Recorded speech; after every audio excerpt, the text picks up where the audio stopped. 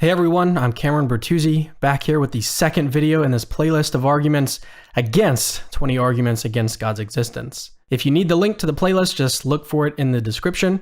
All right, here is the second video in this playlist. God doesn't stop the evil in the world. In fact, if you read the Bible, God committed plenty of it. All right, so this argument is actually two arguments. The first one is that God doesn't stop the evil in the world, and the second one is that God has committed evil in the Bible. In this video, I will explain why neither of these arguments actually work. The first argument, again, is that God doesn't stop the evil in the world. How is this supposed to be an argument against God's existence? I mean, let's look at the logic here. So step one, God allows evil. Step two, therefore, God doesn't exist. I mean, anybody can see that step two kind of comes out of nowhere. So as presented, the argument doesn't even get off the ground. But we can take it a step further. I mean, how do we know that God doesn't have a reason for allowing evil?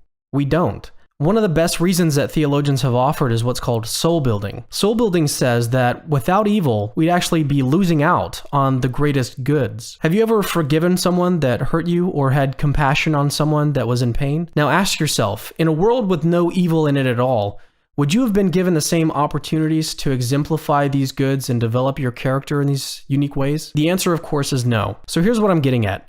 Taking away evil in the world actually means taking away the greatest goods. Now, you might be thinking that these goods pale in comparison to some of the bads in the world. You might be wondering, well, how does forgiveness outweigh child cancer? Now, I happen to think that humans in general are just really bad about weighing goods and bads with all the emotions involved and everything, but let's put that worry aside. Let's just assume that we can't think of a good answer to this question. Does it follow now that God doesn't exist? Still no. All that means is that we have a gap in our knowledge. That's it.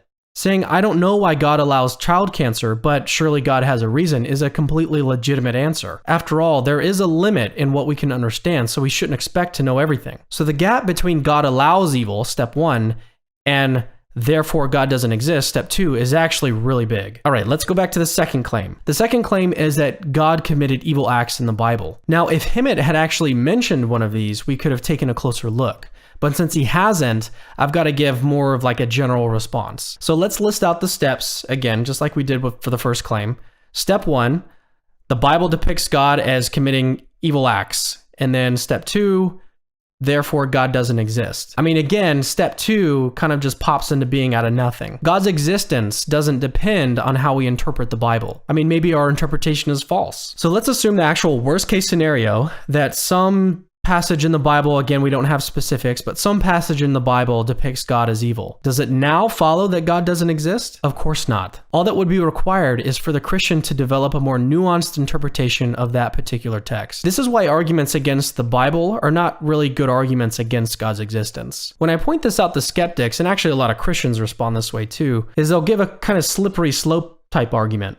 Like, if we can't take this verse literally, then why should we take any of the Bible literally? First, there's no reason to think that a more nuanced interpretation of the Bible is actually going to be less literal. There isn't one single literal interpretation of the Bible. There's actually many literal interpretations. And so for all we know, maybe the more nuanced version is actually the more correct literal version. Second, it's important to remember that the Bible is not one book. It's actually a collection of books. And as such, it features a bunch of different types of genres of literature. There's historical narrative, wisdom, poetry, ancient biography. So a historical error in Deuteronomy, for example, doesn't mean that we should start to question the historical reliability of Mark, or that we have no idea what's meant in the Psalms. Keep in mind, I haven't actually agreed that the Bible depicts God as evil. I took the worst case scenario and showed how even then, it doesn't show that God doesn't exist. To sum up, neither of these two arguments are actually arguments against God's existence. God allowing evil doesn't mean that He has no reason to allow evil. And even if some interpretations of the Bible depict God as evil,